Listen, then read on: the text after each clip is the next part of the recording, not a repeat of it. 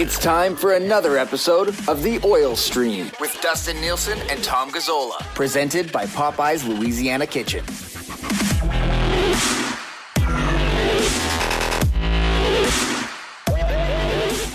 Hello, everyone, and welcome to another episode of The Oil Stream on a Friday afternoon. It's Nielson and Gazzola heading into the first weekend of the off-season. Dun, dun, dun, dun. Tommy, that's exciting, isn't it? Yes. I have an announcement to make. Are you having a baby? No. There's no little Gasolino is going to be running around. Although I have to say, this will be the last hurrah this week, and next week's episodes of Tino Vaselino, we're going short, Dusty. How short? Are we talking like Dusty short? Sorry, it's a mess. But how low are you taking her?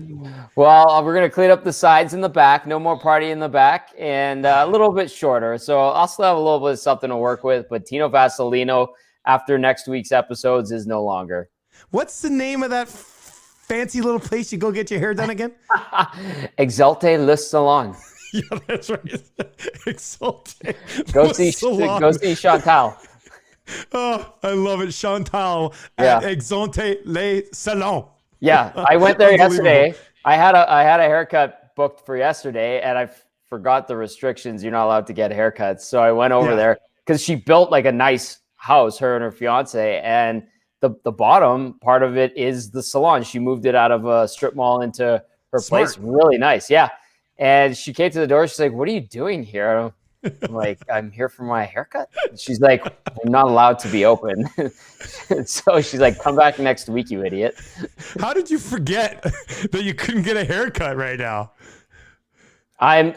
We're at so many levels of restrictions, easing of restrictions. We're right in the thick of the playoffs and the playoff chase that I just didn't pay attention and assumed that somehow haircuts were okay right now. But evidently not. They closed the gym in my building too. I'm pretty pissed off about that. Even in your building, they closed the gym? They did. That this week too. But I guess next week it should be fine, right? We're easing restrictions on the first. So I was just like, I don't know, whatever. I lost track, man. Shame on me. But Chantal said, "Come back next week." The Oil Stream is brought to you by Popeyes Louisiana Kitchen, and of course, with restrictions soon lifting here, you can do more than just drive through, DoorDash, skip the dishes, and Uber Eats. And in fact, Dangle Dump right now on the live stream says he's smashing a spicy chicken and tuning in to us two sailors right now. Life is good, and life is good. Dangle Dump 94, 100% smashing that spicy chicken while watching the Oil Stream presented to you by Popeyes Louisiana Kitchen. And we'll get to the Ken Morrison Remax question of the day a little bit later on here today as well. A couple of things that we're going to get to on this episode of the Oil Stream. If you're watching on TSN 1260's Facebook page, feel free to comment. Not sure we'll see it. I got a lot going on over here. If you're watching on Twitter, you can comment. I will see that. I got the iPad set up over here on the right. So if you got any free agency questions for old Tommy Grisolino, is that what your name is? Tino Vaselino. Thanks for remembering. Tommy Grisolino. I think that one works as well. Anyway, if you have any questions for us about free agency, hit us up in the live stream. If you're watching the live stream, subscribe to the podcast as well. Just search the Oil Stream. And actually, a huge honor for us today. Let's get to this. Tommy, I get an email this morning. I'm at work, dabbling around, check my Gmail account, and it says, "Congratulations, your podcast is reaching some very good levels." I'm like, whoa, what is this? And it says, "Your podcast is now among the top 20 oil and gas podcasts in North America." So I click on the link, I look at it, and we're right behind a podcast out of Texas, like Texas Gas and Oil podcast, and two other ones. And then if you scroll down, it's all these oil and gas podcasts, and then the Oil Stream up near the top, which I loved it. I love it. That's hilarious. What an honor. And when you sent me that video this morning, I was up early. I was up at like 6:30 for whatever reason. And I'm like, well, gee whiz. I had to like it, respond, and then I went back to sleep.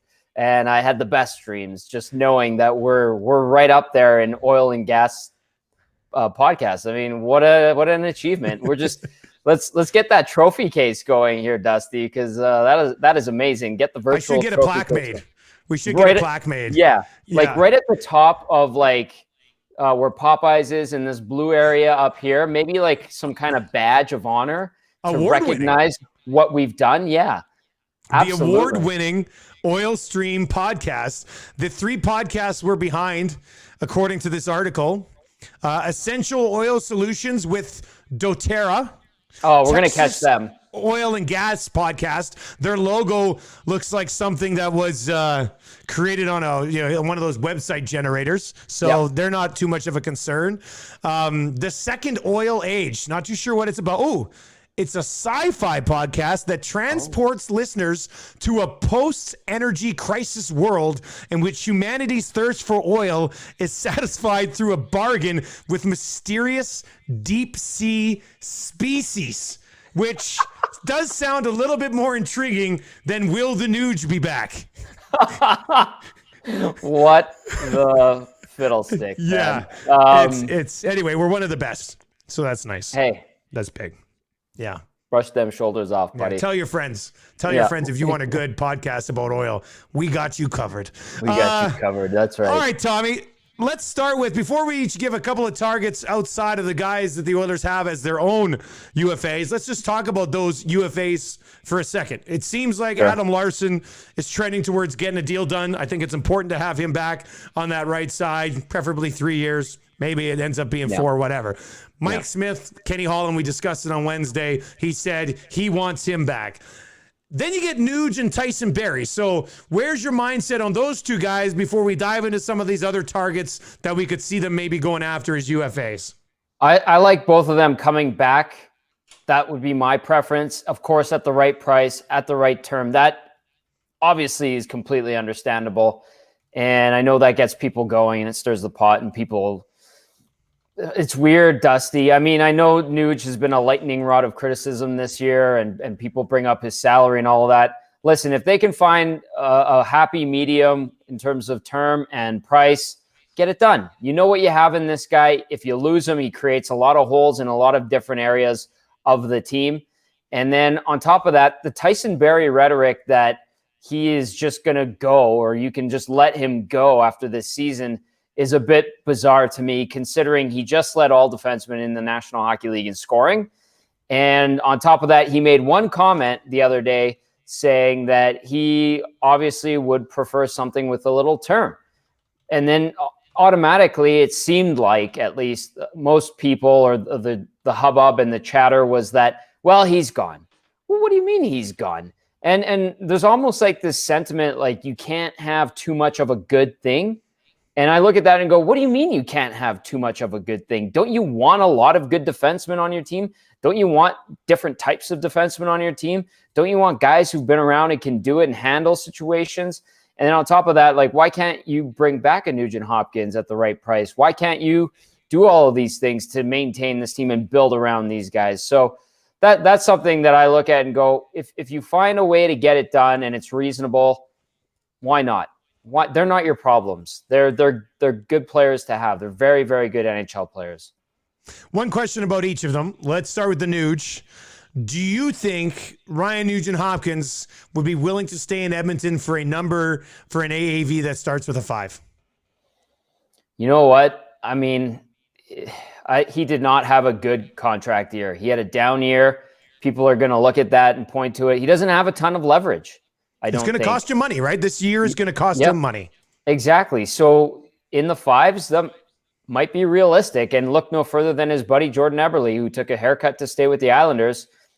He didn't have good numbers either, or put up the types of numbers he was putting up when he was in Edmonton.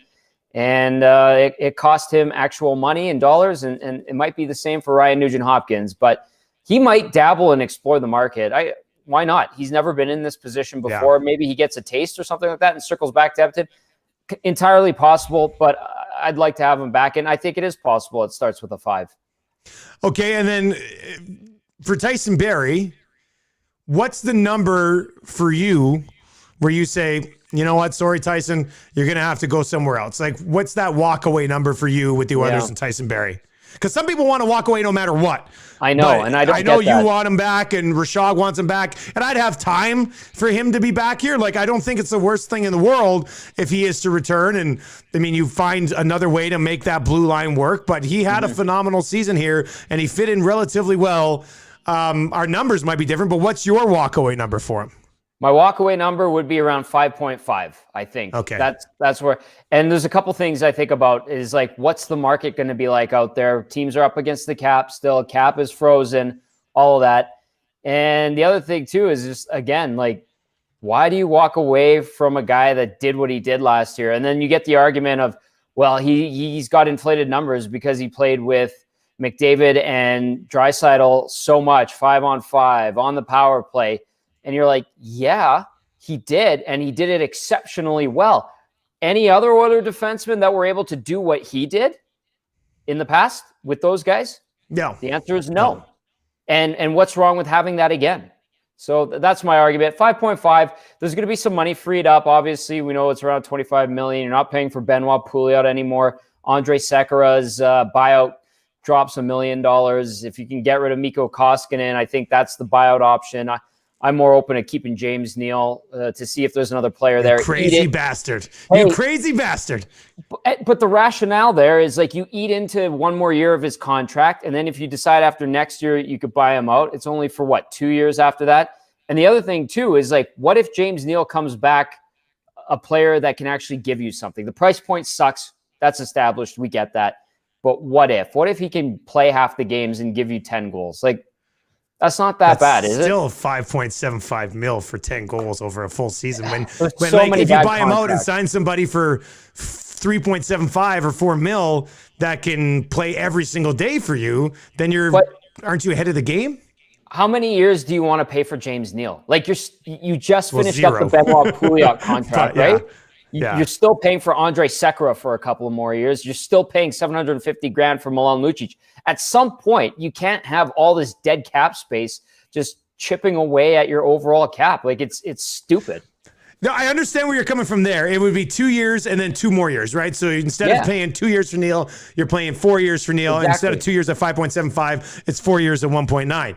But for me, I mean, I'm not worrying about the 1.9 in years 3 and 4 right now, because if you can spend that money to take this team to the next level in the next 24 months, I think that's worth it in that situation. If the team was in a different spot, like, I think you got to go. Now is the time you got to go. You just suffer this defeat. You got to go. And if Blake Coleman at $4 million can help you advance further than James Neal at 5.75, then I buy out James Neal and I bring in somebody else. I just I get that. But I know it's not ideal. I'd buy out Koskinen in that case to save money.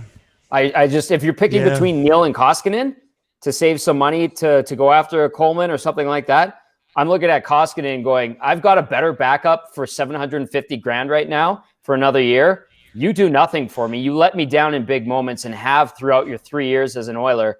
Peace out, man. Plus, you only have the 1 year left, and you're going to pay him for 2 if you buy him out instead of Neal for 4. That's how I rationalize it, at least. All right, so Dusty's on team buyout Neal, and Tommy Grisolino is on team buyout Koskinen. This is gonna be good. Yeah. Let's see how this plays out. I like it. We might have to have a side bet on who gets bought out first, and if both get bought out, obviously the bet is canceled immediately. Yeah. All right, so that's where we're at on their current guys. Is your Ken Morrison question today related to targets? UFA targets at all or no? No, okay. Not at all, actually. Let's save it then. And we'll get to it a little bit later on here in this episode. All right, Tommy, UFA targets. Give me 2. Who do you want to see him go after? All right, because I feel like I know where you're going to go. There's a few that were kind of all ballparky, and it's reasonable. All right, I'll say the first one, Jayden Schwartz. I really like him. I like his two-way game. As opposed to a potential UFA target that is still playing for the Montreal Canadiens, who we might be talking about. I like Jayden Schwartz overall game, what he brings offensively, more responsible, I think defensively, just more reliable. When I think of him, I'm like, okay, that's a damn good hockey player. I'd be willing to pay to get him to give some offensive pop and insulate the McDavids, the Draisaitl's of the team. And then to also be able to rely on him a little bit defensively where he doesn't hurt you. I don't think of him as this guy with tremendous defensive prowess, but I think of him as more of a 200-foot guy that doesn't hurt you in your own zone. So Jayden Schwartz is my first one, Dusty. Do you want my second right now, or do you want to go? No, let me go because we know where we're going with one of mine. I'm going to go with Thomas Tatar, and and I like Schwartz too. And I think there's a way they can land 3 forwards here, but I mean, we have lots of time to discuss that. But I like Thomas Tatar from a perspective of one of the things that everybody bitches about is 5-on-5 scoring, and Thomas Tatar is a 5-on-5 scorer. And I know this year he only had 10 goals, but prior to this, 6 consecutive seasons with 20, majority of them coming 5-on-5, the majority of them playing with Danault and Gallagher as opposed to McDavid or Draisaitl, and he's still scoring 5-on-5 with those two guys. Danault, I like Danault, but he doesn't have an offensive bone in his body, sorry. Yep. And Tatar still produced, and then 7 years ago, it was 19 goals in like 60-some games. So he scored at a 20-goal pace for essentially seven years in a row. And that's playing without somebody as elite as the centers that he could play with here. So I think Tatar, and there's other guys, and like Schwartz would probably be an example where I'd be okay with him on a little bit of a longer term, a Coleman or a Hyman, a little bit of a longer term.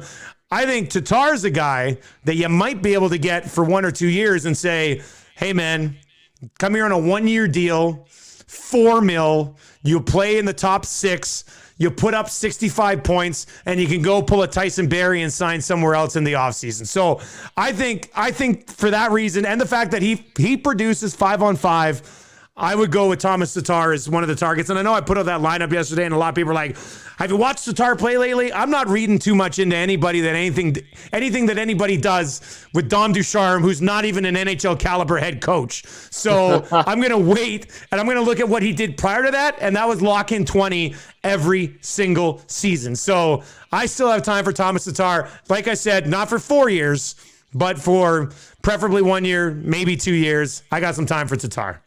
I like it. All right. My second one. Now, I'm going to give it a bit of a preface here is like knowing that the market is going to be hot for guys like Coleman and Hyman. They're going to be able to probably pick where they want to go and make a decent amount of money, or at least a little bit of a bump up from the salary that they've been getting. So I kind of went off the radar a little bit with this one. And my mentality and rationale is, okay, say you get like a Tatar or a Schwartz, right? You got that established. Go after someone else that can also give you more depth and some offensive punch and be reliable, that's been around for a long time. And so I'm kind of doing what I did when I picked Dmitry Kulikov. Remember at the deadline where we were trying to figure out what defenseman they would get at the deadline. So I kind of take the same approach with this one. And I landed on Erik Halla. Halla. So there's a guy that can chip in offensively. There's a guy that has responsible two-way play as well, has scored close to 30 goals recently, and he's kind of bounced around a little bit and wound up being a bit of a journeyman lately. But I think there's someone you could get for a relatively decent price that can give you just that solid third line, sometimes flirting with the second line type of production.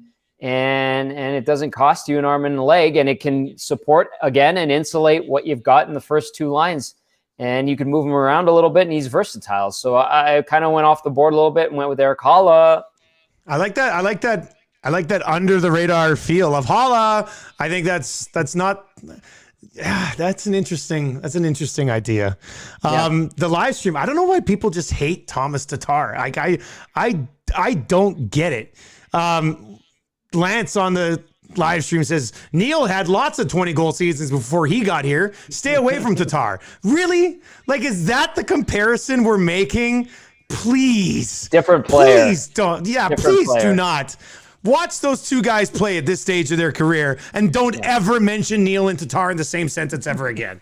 Like, it's, that blows my mind. All right. Now, this guy hasn't mixed into my lineup at all yet.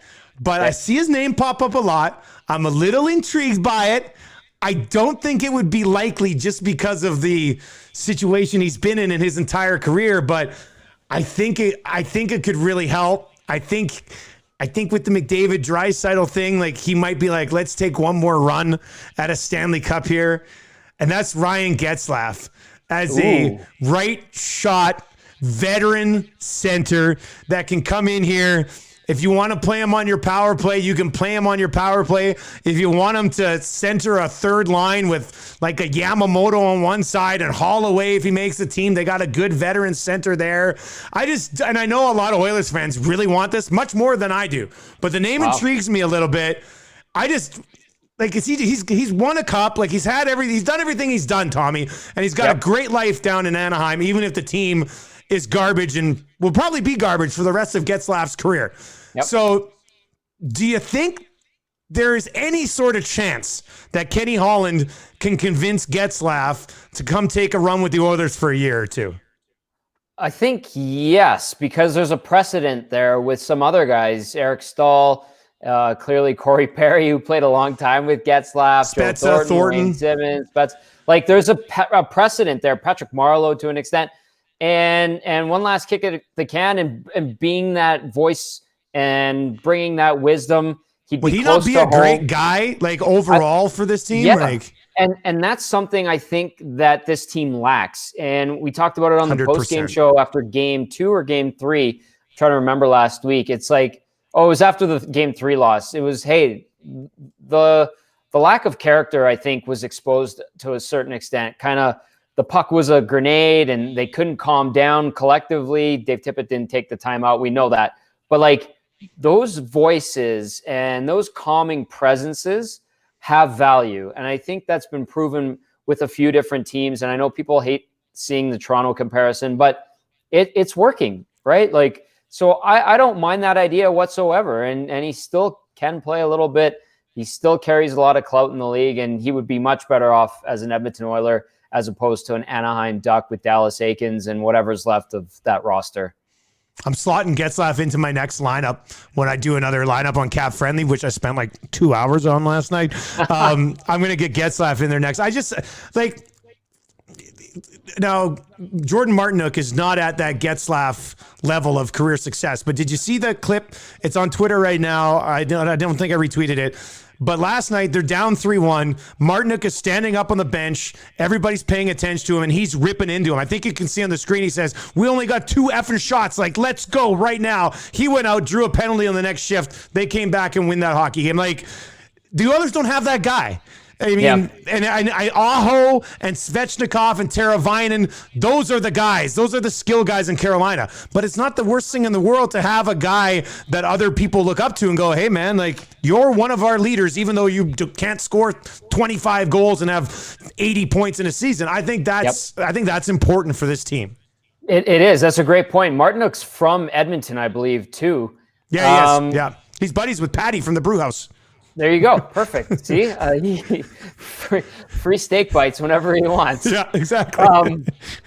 Shout out to Patty at the Brewhouse. And the other thing too, I was going to say this is like the Oilers really haven't had a guy like that since 16-17, and he couldn't play every day, and that was pretty evident. He didn't even play in the playoffs, and that was Matt Hendricks. But he meant so much to the group, and his voice carried so much clout that even though he had been demoted to a black ace, the players said to the coaching staff, Tom McClellan, everyone, keep Matt and his locker in our room, because all the black aces had the WHL visitors room at the arena, and they were kept away from the main team unless they were sneaking into the lineup for that particular game, which didn't really happen, as I recall, in that playoff run. But they said, we want Hendo in our room. That's how much he means to us. Do not demote him out of our room. So guys like that, they matter. They matter. Even though what they do on the ice isn't as profound as the stars, they have a big impact within the team. So I don't know if it gets that, but I think they need that guy. I don't know who it is, but they need that guy. Use Getzlaf for today's exercise. But there you go. So you were on Schwartz and Halla, and I was on the much already hated Tatar and Ryan Getzlaf as some UFA targets. Now, the good news is that we can give you 4 more names next week as well, which is great. All right, Tommy, let's get to your Ken Morrison Remax question of the day, brought to you by Ken Morrison, a realtor for 20 years here in the Edmonton area. Top 10 in the Edmonton area of RE/MAX Excellence. KenRMorrison.com. You can give him a call, 780-993-4815. You can see the number right there, 780-993-4815. And as Tommy said in the last episode, with the prices of lumber nowadays, you're not building, you're buying or selling. Yep. Just the price of lumber is out of this world crazy right now. So just give Ken a call. Let's get you a home already built, and he'll take good care of you. And without further ado, the question of the day brought to you by Ken Morrison. All right, Dusty, I'm going a little bit outside the box on this one as well, because this team's still playing and they still matter in oil country. It is the Bakersfield Condors. They're taking on the Henderson Silver Knights. And, you know, they're actually playing at T-Mobile Arena, which I think is great after having to play in basically rec league arenas for the entirety of the AHL season. For some, like in Anaheim, they were doing that. They were playing at the practice facility, similar to what the Oil Kings did here. Anyway, having said that, we just talked about free agents and making big impacts on Edmonton's roster next year. Which Bakersfield Condors on the current roster right now playing in the playoffs do you think will become full-time Edmonton Oilers at some point down the road here? At some point down the road, as in like next season or just eventually? Let's just say next season or two. Okay, because next season, I think my answer is probably 0. Yeah. Wow. But then where does that leave Tyler Benson? Well, that's the right? question here, because let's see. Yeah. I guess now this is not the situation. Like, I don't think in a perfect world, Benson makes your team next year because you come up empty of free agency. Right. Mm-hmm. And I don't think they're going to go into free agency and say, we got Benson coming, we don't need to address this left side. Like, that's not what's going to happen. So You're right. I mean, I don't know what ends up happening with Tyler Benson. Raphael Lavoie, not next year, the following year maybe would be something that I would look at. I think he needs another year in the American Hockey League. I think Cooper Marody's probably a tweener, and I know he's like an all-star season this year. But some of these guys, and this is the tough part for American League guys, is that you get put in these offensive situations down in the American Hockey League, and you can do that forever. And you can be a dominant offensive player forever in the American Hockey League, but you're not going to get those offensive opportunities in the NHL. So if you don't have what it takes to play bottom six in the NHL, what are you doing? I mean, you're playing for the Spengler Cup in 3 years. That's essentially what ends up happening. So, man, I would say at least right now, outside of Holloway, who obviously is going to be on this team here at some point, I think Lavoie would be the one that I would project to eventually be a part of the team. And I'm not looking at some of these other guys who've just dabbling around the edges in the American League right now. But what do you got, Tommy? I think at some point might be Stuart Skinner's time to emerge. Yeah. I mean, if he has another good year next year, and who knows what happens with like Konovalov or Rodrigue. I have no clue. They need to have a solution long-term in net at some point. And right now it's like, well, we have a few guys that maybe one of them turns out. And I think the guy that's in the lead at this point is Stuart Skinner. And you look at that and you go, boy, that's not really overly enticing, but maybe that winds up being kind of something that flies under the radar and he really turns it on and finds his game.